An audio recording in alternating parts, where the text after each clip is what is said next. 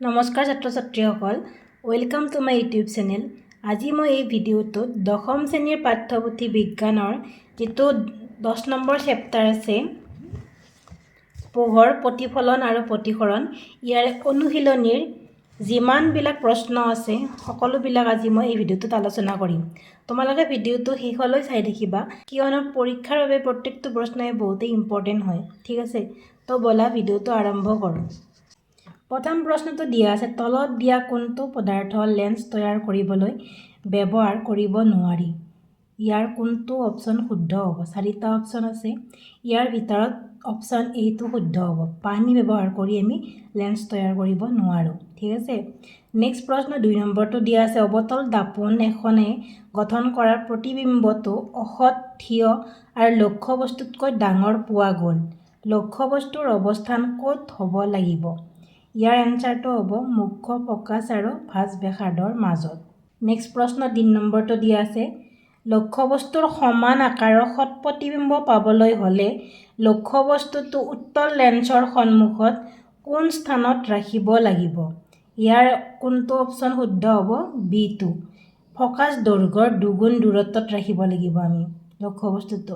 ঠিক আছে, নেক্সট প্ৰশ্ন 4 নম্বৰটো দিয়া আছে, এখন গোলাকাৰ দাপোন আৰু এখন ক্ষীণ গোলাকাৰ লেন্স প্ৰত্যেকৰে ফ'কাছ দৈৰ্ঘ্য -15 চেণ্টিমিটাৰ। দাপোন আৰু লেন্সৰ প্ৰকৃতি হ'ব লাগিছিলে, প্ৰকৃতি কেনেকুৱা হ'ব পাৰে? ইয়াতে 4টা অপশ্যন দিয়া আছে, দুয়োখন অৱতল, দুয়োখন উত্তল, আৰু কোৱা আছে দাপোনখন অৱতল, লেন্সখন উত্তল। দাপোনখন উত্তল, লেন্সখন অৱতল। এই 4টা অপশ্যনৰ ভিতৰত কাৰেক্ট অপশ্যনটো হ'ব দুয়োখন অৱতল। নেক্সট প্ৰশ্ন 5 নম্বৰটো দিয়া আছে, দাপোন এখনৰ পৰা যিমানে দূৰত থিয় নোহোৱা লাগে প্ৰতিবিম্বটো সদায় থিয় হয়। দাপোনখন কেনেকুৱা হ'ব পাৰে? ইয়াৰ এনচাৰটো হ'ব সমতল। সমতল দাপোনত সদায় আমি থিয় প্ৰতিবিম্ব আৰু অসৎ প্ৰতিবিম্ব দেখা পাওঁ সদায়। ঠিক আছে, নেক্সট প্ৰশ্ন 6 নম্বৰটো দিয়া আছে, অভিধানত থকা সৰু সৰু আখৰবোৰ পঢ়িবলৈ তুমি কেনেধৰণৰ লেন্স ব্যৱহাৰ কৰিব বিচাৰিবা?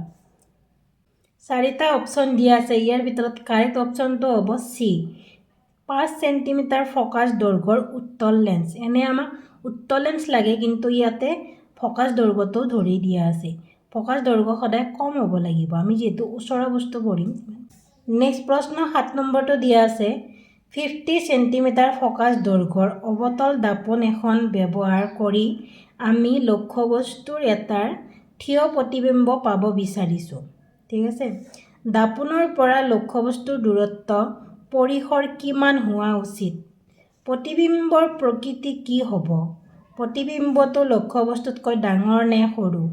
এই ক্ষেত্ৰত প্ৰতিবিম্বৰ গঠন দেখুৱাবৰ বাবে এটা ৰশ্মি চিত্ৰ আঁকা। ৰশ্মি চিত্ৰ আঁকি কিনে তোমালোকক দেখাই দিব দিছে লক্ষ্যবস্তুৰ পৰা প্ৰতিবিম্বৰ দূৰত্ব কিমান হ'ব, প্ৰতিবিম্বৰ প্ৰকৃতি কি হ'ব, প্ৰতিবিম্বটো লক্ষ্যবস্তুতকৈ ডাঙৰ হ'ব নে সৰু হ'ব। ঠিক আছে, এই সকলোবিলাক আমি কেনেকৈ গম পাম? আমি ৰশ্মি চিত্ৰ আঁকি গম পাম। ঠিক আছে, 7 নম্বৰ প্ৰশ্নটোৰ এনচাৰটো যিটো হ'ব মই ইয়াতে লিখি ৰাখিছোঁ, তোমালোকে চোৱা। অৱতল দাপোনখনৰ ফ'কাছ দৈৰ্ঘ্য 50 চেণ্টিমিটাৰ। থিয় প্ৰতিবিম্ব পাবলৈ হ'লে লক্ষ্যবস্তুটো মেৰু আৰু ফ'কাছৰ মাজত ৰাখিব লাগিব। ইয়াতে মই ছবিটো আঁকিও দিছোঁ, এইটো হ'ল মেৰু হয়, এইটো ফ'কাছ, এইটো কি হয়? ভাঁজ ব্যাসাৰ্ধ। এই ফ'কাছ আৰু মেৰুৰ মাজত ৰাখিছে লক্ষ্যবস্তুটো। তাৰপিছত কি হৈছে? এইটো থিয় প্ৰতিবিম্ব গঠন হৈছে আৰু অসৎ প্ৰতিবিম্ব। ঠিক আছে, থিয় হ'ব লাগিব আৰু অসৎ প্ৰতিবিম্ব পাবৰ বাবে।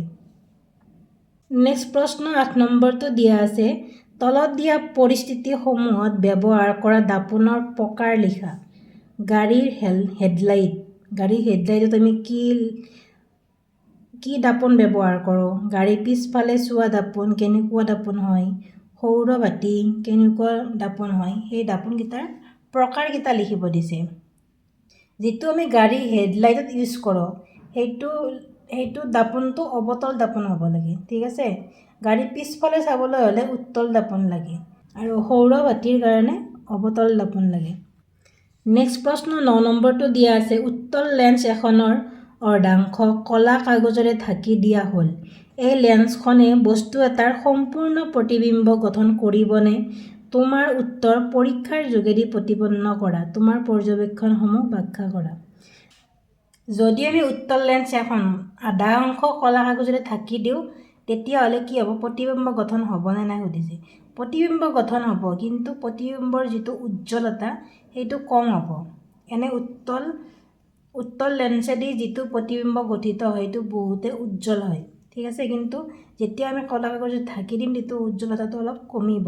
ইয়াতে মই লিখিও দিছোঁ, উত্তল লেন্সৰ আধা অংশ কলা কাগজেৰে ঢাকি দিলেও সম্পূৰ্ণ প্ৰতিবিম্ব গঠন হ'ব, কিন্তু প্ৰতিবিম্বটোৰ উজ্জ্বলতা কম হ'ব, ঠিক আছে।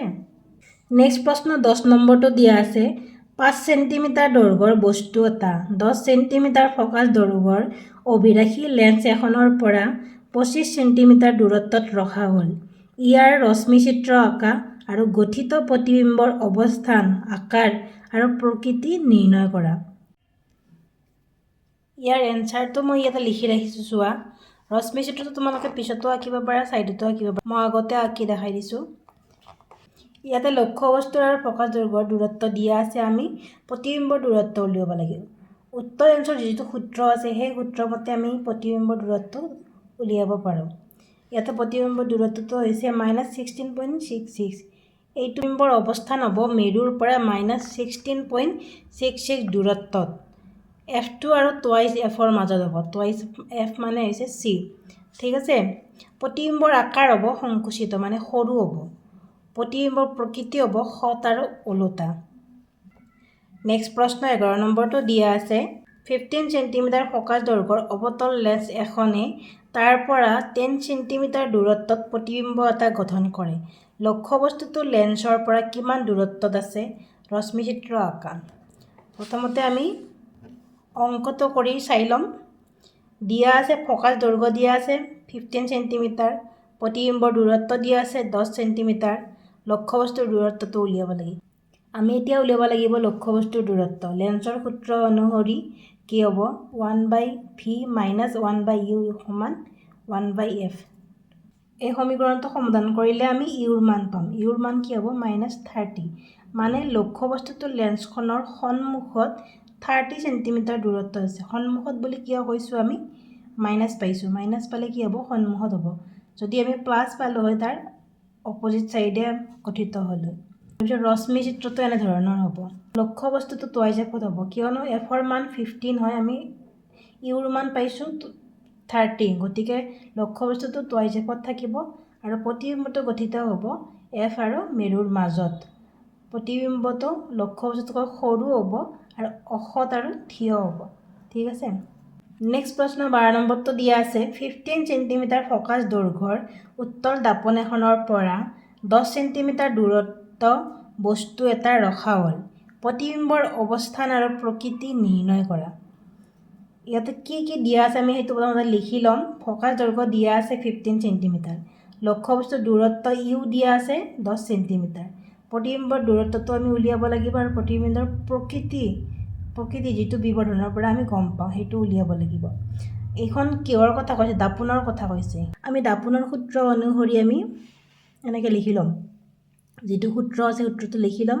ইয়াৰ পৰা আমি ভিটো উলিয়াব লাগে। ভি মানে প্ৰতিবিম্বৰ দূৰত্বটো উলিয়াব লাগে। তাৰপিছত সমাধান কৰি আমি পালোঁ যে ভিৰ দূৰত্ব কিমান হয়? 6 চেণ্টিমিটাৰ। তাৰপিছত আমি এমটো উলিয়াব লাগিব। এম মানে বিবৰ্ধন। বিবৰ্ধনটো ওলালে আমি গম পাম বস্তুটো ডাঙৰ হ'ব নে সৰু হ'ব। যেতিয়া বিবৰ্ধন একতকৈ ডাঙৰ হয়, ডাঙৰ হ'লে সদায় প্ৰতিবিম্বটো লক্ষ্যবস্তুতকৈ ডাঙৰ হ'ব আৰু একতকৈ সৰু হ'লে প্ৰতিবিম্বটো লক্ষ্যবস্তুতকৈ সৰু হ'ব। ইয়াতে একতকৈ সৰু হৈছে মানে প্ৰতিবিম্বটো লক্ষ্যবস্তুতকৈ সৰু হ'ব। প্ৰতিবিম্বৰ অৱস্থান ক'ত হ'ব? দাপোনৰ পিছফালে 6 চেণ্টিমিটাৰ দূৰত্বত গঠন হ'ব আৰু অসৎ প্ৰতিবিম্ব, কিয়নো এইটো প্লাছ হৈছে। প্লাছ হ'লে সদায় অসৎ প্ৰতিবিম্ব গঠিত হ'ব। যদি তো মাইনাছ হ'লে অসৎ প্ৰতিবিম্ব হ'লে। প্ৰতিবিম্বটো লক্ষ্যবস্তুতকৈ 0.6 গুণ সৰু হ'ব। তাৰপিছত 13 নম্বৰ কুৱেশ্যনটো দিয়া আছে, সমতল দাপোনে +1 বিবৰ্ধন দিয়ে। ইয়াৰ অৰ্থ কি?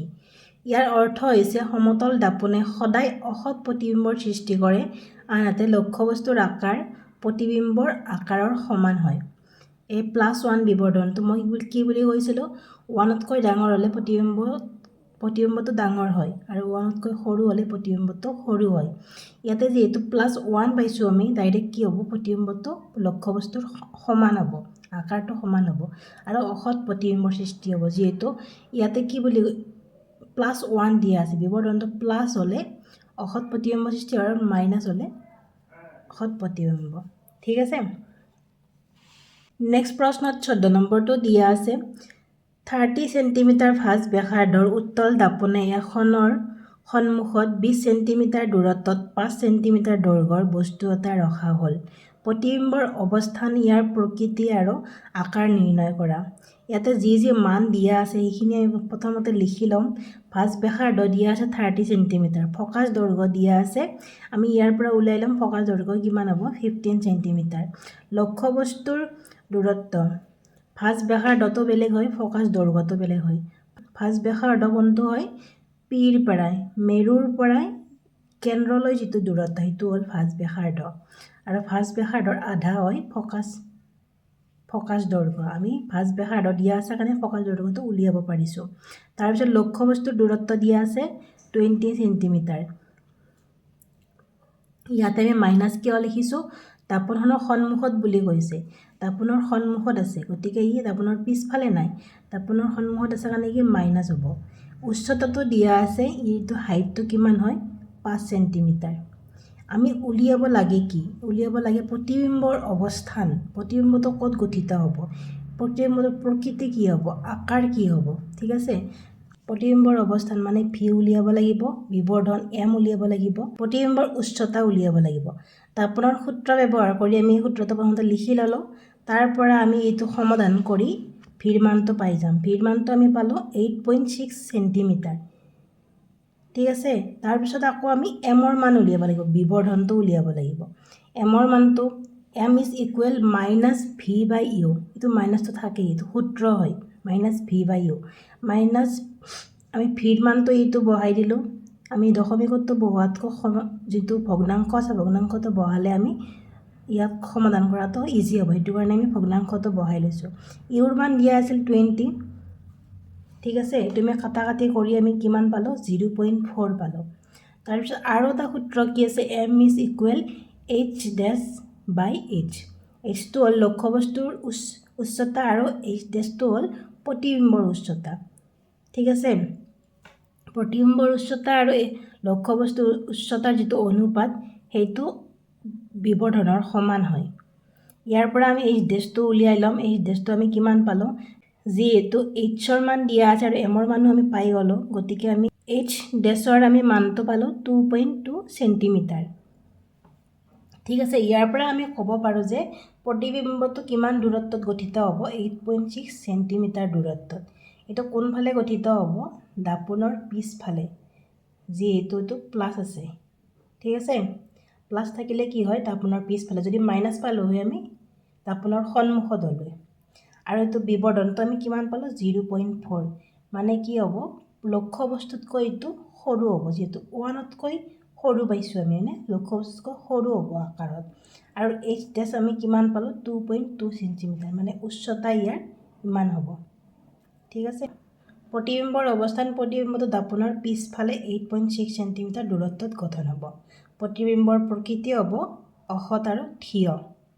ঠিক আছে। প্ৰতিবিম্বৰ উচ্চতা হ'ব 2.2 চেণ্টিমিটাৰ আৰু প্ৰতিবিম্বটো লক্ষ্যবস্তুতকৈ 0.4 গুণে সৰু হ'ব। ঠিক আছে। নেক্সট প্ৰশ্নত 15 নম্বৰটো দিয়া আছে, 18 চেণ্টিমিটাৰ ফ'কাছ দৈৰ্ঘ্যৰ অৱতল দাপোন এখনৰ সন্মুখত 27 চেণ্টিমিটাৰ দূৰত্বত 7 চেণ্টিমিটাৰ আকাৰৰ বস্তু এটা ৰখা হৈছে।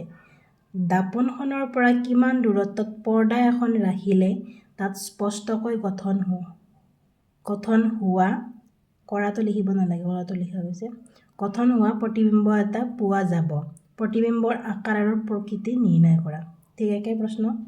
প্ৰথমতে আমি দিয়া থকা মানখিনি আমি লিখি ল'ম। ফ'কাছ দৈৰ্ঘ্য দিয়া আছে 18 চেণ্টিমিটাৰ, লক্ষ্যবস্তুৰ দূৰত্ব দিয়া আছে 27 চেণ্টিমিটাৰ, মাইনাছ হ'ব, চববিলাক মাইনাছ হ'ব, কিয়নো সন্মুখত বুলি কৈছে, দাপোনখনৰ সন্মুখত হ'লে মাইনাছ হয়, যদি পিছফালে হয়, পিছফালে হ'লে প্লাছ হ'ল হয়। লক্ষ্যবস্তুৰ উচ্চতাটো দিয়া আছে 7 সেন্টিমিটাৰ, প্ৰতিবিম্বৰ দূৰত্বটো উলিয়াব লাগে আমি, প্ৰতিবিম্বৰ উচ্চতা উলিয়াব লাগে আৰু বিবৰ্ধন। ঠিক আছে, দাপোনৰ সূত্ৰ মতে আমি সূত্ৰটো লিখি ল'ম। লিখি লৈ কিনে ইয়াৰ পৰা আমি ভিৰ মানটো উলিয়াম। ভিৰ মান কিমান পালোঁ? -54। মাইনাছ পালোঁ মানে কি হ'ব? এইটো দাপোনৰ সন্মুখতে গঠিত হ'ব প্ৰতিবিম্বটো, যিহেতু আমি মাইনাছ পাইছোঁ। ঠিক আছে, তাৰপিছত আমি এমৰ মানটো উলিয়াব লাগিব, বিবৰ্ধন। এইটো সূত্ৰ ব্যৱহাৰ কৰি আমি বিবৰ্ধনটো উলিয়ালোঁ। ইয়াৰ মানটো পালোঁ -2, মানে ই প্ৰতিবিম্বটো লক্ষ্যবস্তুতকৈ ডাঙৰ হ'ব, 2 গুণ ডাঙৰ হ'ব। আৰু ই সৎ প্ৰতিবিম্ব হ'ব, কিয়নো ই মাইনাছ পাইছোঁ আমি, মাইনাছ পালে ই কি হ'ব? সৎ। যদি প্লাছ পালোঁ হয় তেতিয়া অসৎ প্ৰতিবিম্ব হ'ল। তাৰপিছত আমি উচ্চতাটো উলিয়াব লাগিব। এইটো সূত্ৰ ব্যৱহাৰ কৰি আমি ইয়াৰ উচ্চতাটো উলিয়াই ল'লোঁ। উচ্চতাটো পালোঁ আমি -14। -14 মানে কি হ'ব? ইয়াৰ উচ্চতাটো 14 সেন্টিমিটাৰ। মাইনাছ পাইছোঁ মানে ই ওলোটা হ'ব, থিয় নহয়, প্ৰতিবিম্বটো ওলোটা হ'ব। ঠিক আছে, এটা মই ধুনীয়াকৈ লিখি দিছোঁ চোৱা। প্ৰতিবিম্বটো পাবলৈ দাপোনখনৰ পৰা 54 সেন্টিমিটাৰ দূৰত্বত লক্ষ্যবস্তুৰ একেফালে পৰ্দা এখন ৰাখিব লাগিব। পৰ্দা ৰখা কথাটো এইটোৱে বুজাইছে, মানে প্ৰতিবিম্বটো ক'ত গঠিত হ'ব। প্ৰতিবিম্বৰ আকাৰ কি হ'ব? প্ৰতিবিম্বটোৰ উচ্চতা 14 সেন্টিমিটাৰ হ'ব আৰু প্ৰতিবিম্বটো লক্ষ্যবস্তুতকৈ 2 গুণ ডাঙৰ হ'ব। প্ৰতিবিম্বৰ প্ৰকৃতি সৎ আৰু ওলোটা। ঠিক আছে, নেক্সট প্ৰশ্ন 16 নম্বৰটো দিয়া আছে। -2.0 D ক্ষমতাৰ লেন্স এখনৰ ফকাছ দৈৰ্ঘ্য কিমান? লেন্সখনৰ প্ৰকৃতি কেনেকুৱা? ইয়াতে কি দিয়া আছে? ক্ষমতাটো দিয়া আছে -2.0 D। ফকাছ দৈৰ্ঘ্যটো আমি উলিয়াব লাগে। আকৌ আমি এটা সূত্ৰ মতে জানো যে P = 1/f। ইয়াৰ পৰা আমি এফৰ মানটো উলিয়াব লাগে। আমি বজ্ৰ পূৰণ কৰি কিনে আমি লাষ্টত এফৰ মানটো কিমান পালোঁ? -0.5। এতেকে নিৰ্ণয় ফকাছ দৈৰ্ঘ্য হ'ব 0.5 মিটাৰ। যেতিয়া ক্ষমতাৰ এককটো ডায়মিটাৰত থাকে তেতিয়া আমি ফকাছ দৈৰ্ঘ্যৰ এককটো মিটাৰত লিখিব লাগে। ঠিক আছে, লেন্সখনৰ প্ৰকৃতি কি হ'ব? অৱতল লেন্স। কিয় অৱতল হ'ব? ইয়াতে আমি মাইনাছ পাইছোঁ। ফকাছ দৈৰ্ঘ্য, অৱতল লেন্সৰ ফকাছ দৈৰ্ঘ্য সদায় মাইনাছ হয়। ঠিক আছে, নেক্সট প্ৰশ্ন 17 নম্বৰটো দিয়া আছে। ডাক্তৰ এজনে বিধান দিয়া সংশোধনীমূলক লেন্সৰ ক্ষমতা +1.5 D। লেন্সখনৰ ফকাছ দৈৰ্ঘ্য নিৰ্ণয় কৰা। এই লেন্সখন অভিসাৰী নে অপসাৰী? ইয়াত কি দিয়া আছে, কি মান দিয়া আছে আমি বহাই ল'ম। ক্ষমতা দিয়া আছে +1.5 D, ফকাছ দৈৰ্ঘ্য উলিয়াব লাগে। ঠিক একেদৰে 16 নম্বৰটোৰ নিচিনাকৈ আমি সূত্ৰটো লিখি ল'ম। তাৰ পৰা আমি এফৰ মানটো উলিয়াই ল'ম। অভিসাৰী আৰু অপসাৰীটো বেলেগ অৰ্থ বুজোৱা নাই, এইটো উত্তল আৰু অৱতল লেন্সৰ কথাই কৈছে। অভিসাৰী হ'লে উত্তল লেন্স, অপসাৰী হ'লে অৱতল লেন্স। যিহেতু আমি ইয়াতে প্লাছ পালোঁ, প্লাছ পালে কি হ'ব? উত্তল লেন্স হ'ব। উত্তল লেন্সৰ সদায় ফকাছ দৈৰ্ঘ্য প্লাছ থাকে, গতিকে লেন্সখন কি হ'ব? অভিসাৰী। ইয়াতে মই লিখিও দিছোঁ নিৰ্ণয় ফকাছ দৈৰ্ঘ্য 0.67 মিটাৰ আৰু লেন্সখন হ'ল অভিসাৰী। ঠিক আছে, তো আজিৰ ভিডিঅ'টো ইমানেই আছে। যদি ভিডিঅ'টো ভাল লাগিলে লাইক, শ্বেয়াৰ আৰু কমেণ্ট কৰিবা। তো আজিলৈ বাই বাই।